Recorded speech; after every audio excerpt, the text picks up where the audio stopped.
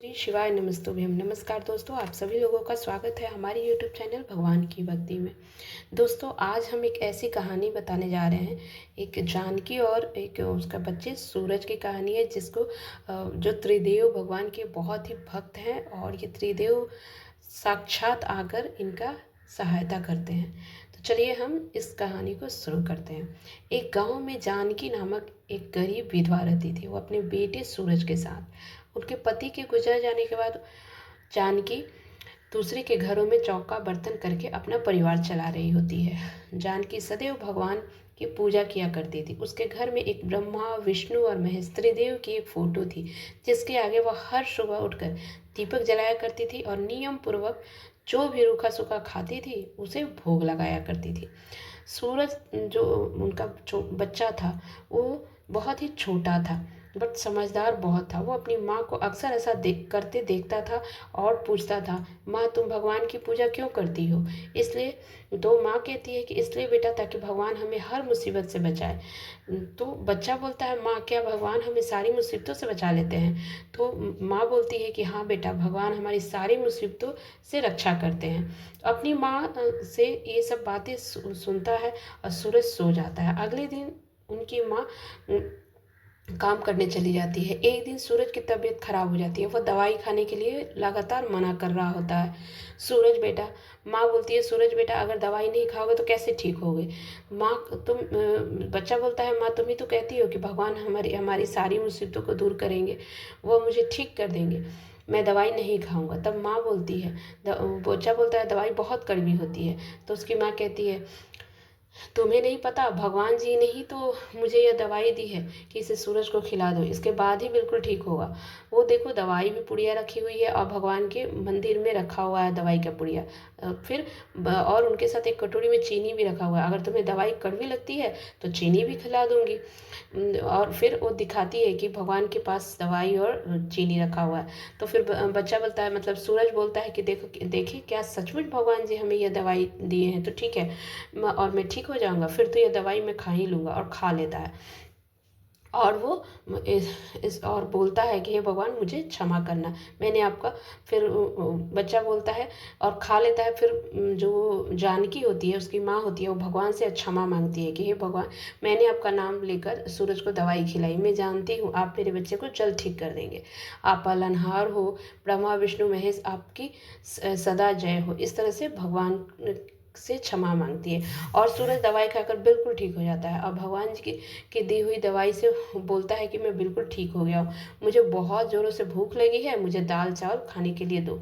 तो फिर जानकी बच्चे के लिए खाना तैयार करने चली जाती है, मतलब दाल चावल बनाने चली जाती है। फिर उस दिन सूरज के लिए दाल चावल बनाती है और भगवान जी को भोग लगाकर सूरज को खाना देने लगती है। तभी गांव का मुखिया आ जाता है और उसके कर्जे कुछ बचे हुए होते हैं। और वो बोलता है जानकी से कि मेरे कर्जे कब लौटाओगी? तुम्हारे पति जब बीमार थे तब तुमने 5,000 रुपये लिए थे, अब वो ब्याज के साथ 15,000 हो चुके हैं।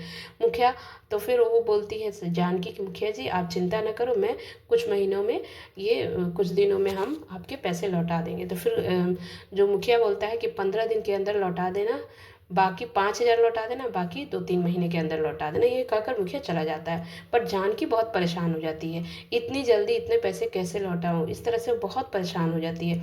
और कई घरों में जहाँ काम करती है, वहाँ से एडवांस भी ले चुकी है, पहले ही एडवांस ली हुई है। अब वो परेशान हो जाती है, फिर भी मालकिन से एडवांस के लिए मांगती है कि कुछ पैसे एडवांस देने के लिए कहती है। फिर वहाँ जहाँ काम करती है, मालकिन कहती है कि ऐसा नहीं होता है, मैंने पहले ही तुम्हें दे चुकी हूँ एडवांस, और सेठ जी पूरे महीने हमें पैसे जो देते हैं उसी में हमको घर चलाना होता है, और सेठ जी गए हुए हैं शहर से बाहर, मैं कैसे पैसा दूंगी? नहीं दे पाऊंगी, सेठ जी शहर शहर से बाहर गए हुए हैं। फिर जानकी कहती है कोई दिक्कत नहीं है, आप परेशान ना हो। फिर नहीं मिलता है उसको पैसा, और वो बोलती है कि कोई बात नहीं मालकिन, आप परेशान ना हो। ऐसे ही कुछ दिन जानकी का बीतता है, लेकिन वो बहुत परेशान रहती है। कुछ भी नहीं समझ में आता है कि आखिर वो चौधरी के कर्जे कैसे चुकाएगी। फिर जानकी त्रिदेव, भगवान जो उसके घर में जो मूर्ति है, त्रिदेव की मूर्ति के सामने बैठ के रोने लगती है और बहुत परेशान होती है। तो फिर उसका सूरज बेटा जो होता है वो देखते रहता है। फिर उस भगवान से कहती है कि हे प्रभु, मैं क्या करूँ, मुझे कुछ समझ में नहीं आ रहा है। चौधरी साहब के कल मेरे से कर्जे लेने आएंगे, 5,000 मांगे हैं, वो मेरे पास है नहीं, मैं कैसे दूंगी। बिल्कुल भी पैसे नहीं है मेरे पास। अगर मैंने उन्हें पैसे नहीं लौटाया तो वो घर खाली करना पड़ जाएगा, हमें हमें यहाँ से निकाल देंगे, मेरी सहायता करो। इस तरह से विनती करती है जानकी भगवान से, हे प्रभु मेरी सहायता करो। फिर जानकी क्या जो बच्चा सूरज होता है वो देखते रहता है। फिर बोलता है, माँ तुम क्यों रो रही है, तुम ही तो कहती हो कि भगवान हमारी हर मुसीबत से रक्षा करते हैं, देखना वो ज़रूर हमारी रक्षा करने आएंगे और वो हमें मुसीबत से निकाल देंगे। पर जब मुखिया पैसे लेने के लिए आता है, फिर उनके पास पैसे नहीं थे। मुखिया खूब खड़ी खोटी सुनाता है और जानकी कहता है, जानकी तूने कहा था और तुझे कर्जे तैयार रखना चाहिए था, तूने ऐसा नहीं किया, तो कल दोपहर तक अगर तुमने पैसे नहीं लौटाया, तो मेरे पैसे नहीं लौटाया तो मैं पुलिस के हवाले कर दूंगा। इस तरह से वो उसका सूरज जो बच्चा होता है वो बोलता है मुखिया से कि आपको पता नहीं है कि हमारी मदद करने के लिए भगवान जी आने वाले हैं, तो आप और भगवान जी ही आपके सारे पैसे चुका देंगे। इस तरह से बच्चा बोलता है। फिर वो मुखिया जो है वो बोलते हैं कि सही है बच्चे, बहला फुसलाओ मत हमें, भगवान आएंगे, देखता हूँ कल कौन आते हैं, कौन भगवान तुम्हारे आते हैं और कौन पैसे चुकाते हैं। इस तरह से जो है मुखिया बोलकर चला जाता है। फिर जानकी खूब रोने लगती है और फिर सूरज जो उनका बच्चा होता है वो भगवान त्रिदेव के पास बैठ जाता है और उस मूर्ति के पास और कहता है कि हे भगवान जी, माँ कहती है कि आप हमारे हर मुसीबत में सहायता करेंगे, हर मुसीबतों से निकाल देंगे। तो कल मुखिया जी माँ को पुलिस के हवाले करने वाले हैं, तो आप पहले ही आ जाना और मैं इंतज़ार करूँगा। और सूरज भगवान के आगे रोने लगता है और मदद के लिए बोलता है। उसकी दर्द भरी पुकार सुनकर ब्रह्मा विष्णु महेश तक ये दर्द भरी पुकार जाते हैं। फिर ब्रह्मदेव कहते हैं कि सूरज के जो मदद है करनी चाहिए। सूरज का हमें पुकार रहा है और जानकी ने सदैव आपकी पूजा की है। हम और त्रिदेव भी बोलते हैं कि हमारी पूजा अर्चना हमेशा से करती है। अब समय आ गया है कि हम जानकी का पूजा का फल दें और उनका सहायता करें।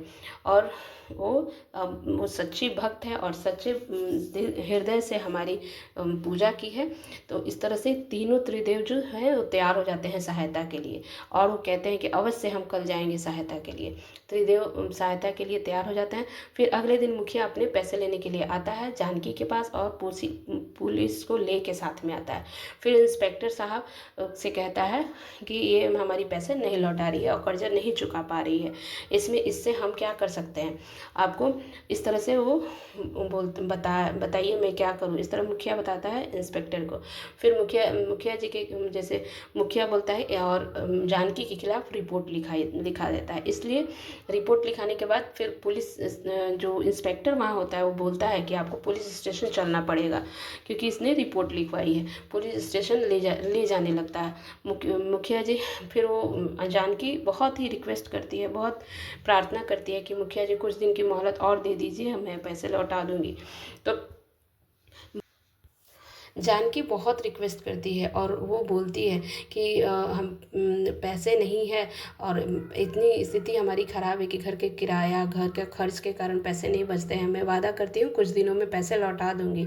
फिर जो मुखिया है वो बोलता है कि नहीं इंस्पेक्टर साहब, मुझे इस पर विश्वास नहीं है, आज भी मुझे टाल रही है, कभी मेरे पास पैसे कभी इसके पास पैसे नहीं, कहीं गाँव छोड़ के भाग गई तो मैं कहाँ जाऊँगा इसको। फिर आप इसे बोलिए मेरे पैसे लौटाए या पुलिस तो या ये किसी तरह पैसे लौटाए। फिर बच्चा बोलता है जो सूरज होता है वो बोलता है कि पुलिस अंकल अभी भगवान जी आते ही होंगे और सारे पैसे दे देंगे, मेरी माँ को मत ले जाओ पुलिस स्टेशन। फिर वो बार बार पुलिस इंस्पेक्टर जो है तो होता है वहाँ पर बार बार बोलता है कि हमारे जो भगवान हैं वो आ रहे हैं और पैसे दे देंगे।